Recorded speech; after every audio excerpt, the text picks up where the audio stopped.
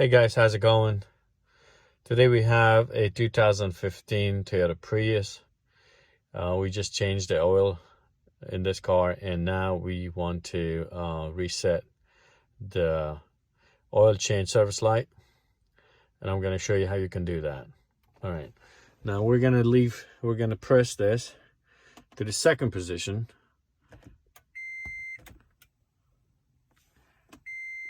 All right, the ignition is turned on, switch. Now, once everything comes on, you come up here on your steering. You see this trip button? You press it until you see trip A. Once you see trip A, you turn the ignition off. And now, the next position is, the next step, you can see this up here, this button right up here. All the Priuses have this. You hold and press the ignition button twice, and you can see there it's resetting.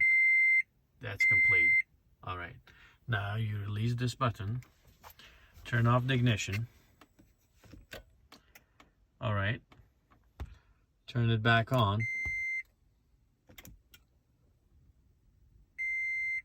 All right, there you go. It's all set up.